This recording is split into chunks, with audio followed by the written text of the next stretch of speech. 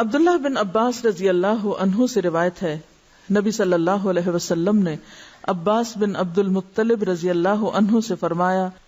اے چچا جان عباس، کیا میں آپ کو کچھ عطا نہ کروں؟ کیا آپ کو کچھ عنایت نہ کروں؟ کیا میں آپ کو کوئی تحفہ پیش نہ کروں؟ کیا میں آپ کو 10 اچھی خصلتوں والا نہ بنا دوں کہ جب آپ یہ عمل کریں تو اللہ تعالیٰ آپ کے اگلے پچھلے پرانے نئے انجانے میں اور جان بوجھ کر کیے گئے تمام چھوٹے بڑے پوشیدہ اور ظاہر گناہ معاف فرما دے؟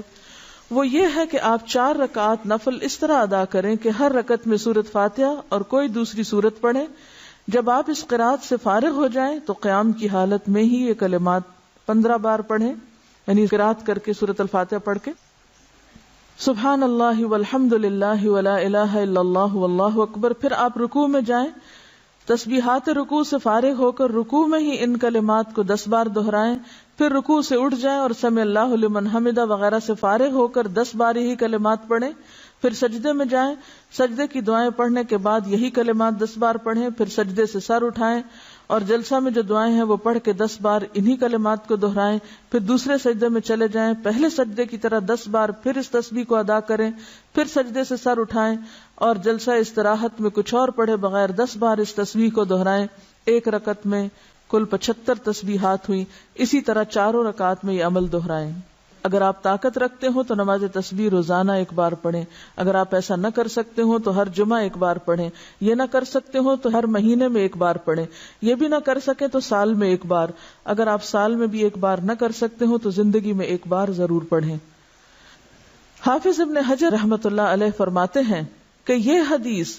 کثرت طرق کی بنا پر حسن درجے کی ہے، یعنی نماز تسبیح کی حدیث جو ہے اس کے بہت سے طرق ہیں، یعنی بہت سی چینز ہیں، اس لیے یہ حسن درجے کی ہے۔ شیخ البانی فرماتے ہیں کہ امام حاکم اور حافظ ذہبی نے اس حدیث کی تقویت کی طرف اشارہ کیا ہے اور یہ حق ہے، یعنی البانی کے نزدیک بھی یہ بات درست ہے کیونکہ اس کے بہت سے طرق ہیں۔ علامہ مبارک پوری شیخ احمد شاکر نے بھی اسے حسن کہا ہے، جبکہ خطیب بغدادی، نووی، ابن صلاح نے اسے صحیح کہا ہے۔ بعض اوقات صحیح لغیر ہی ہوتی ہے، یعنی ایک چین میں اگر ایک چیز کی کمی تو دوسری میں وہ نہیں، تو ایک کی کمی دوسرے نے پوری کر دی تو وہ حسن کس درجے پہ آ گئی؟ صحیح کے، لیکن وہ صحیح لذاتی ہی نہیں بلکہ لغیر ہی ہے، یعنی خود سے صحیح نہیں تھی بلکہ دوسری چین نے اس کو صحیح بنا دیا۔ نماز تسبیح میں تسبیحات تشہد میں التحیات سے پہلے پڑھیں، بخلاف دوسرے ارکان کے، ٹھیک ہے؟ باقی تو یہ نا سورۃ فاتحہ وغیرہ پڑھ کے تلاوت کر کے پھر تسبیح پڑھیں، اسی طرح سجدے کی تسبیح پڑھ کے پھر یہ تسبیحات پڑھیں، سمع اللہ لمن حمدہ کہہ کے پھر تسبیحات پڑھیں، سجدے کی تسبیح پڑھ کے پھر یہ تسبیحات پڑھیں، اسی طرح دوسرے سجدے سے اٹھ کے پڑھ کے پھر اٹھیں۔ لیکن تشہد میں آپ کیسے پڑھیں؟ تشہد سے پہلے، بخلاف دوسرے ارکان کے۔ نماز تسبیح کے بعد پڑھی جانے والی دعا کی سند سخت ضعیف ہے، معلوم نہیں وہ کون سی دعا ہے، میرے علم میں تو نہیں، بہرحال جو بھی لوگ کو خاص دعا پڑھتے ہیں وہ ضعیف ہے۔ اس کے راوی عبد القدوس بن حبیب کو حافظ ہیثمی نے متروک اور عبداللہ بن مبارک نے کذاب کہا ہے۔ یاد رہے کہ اس حدیث شریف میں نماز تسبیح کو باجماعت ادا کرنے کا ذکر نہیں ہے، صرف انفرادی عمل کے طور پر نبی صلی اللہ علیہ وسلم نے اپنے چچا جان کو اس کی ترغیب دی ہے، لہذا جو مسلمان نماز تسبیح ادا کرنا چاہے اسے چاہیے کہ پہلے نماز تسبیح کا طریقہ سیکھے، پھر اسے تنہائی میں اکیلا پڑھے۔ یہ رویہ بھی انتہائی مہلک ہے کہ بندہ فرض نمازوں پہ تو توجہ نہ دے مگر نماز تسبیح ادا کرنے کے لیے ہمہ وقت بے تاب رہے۔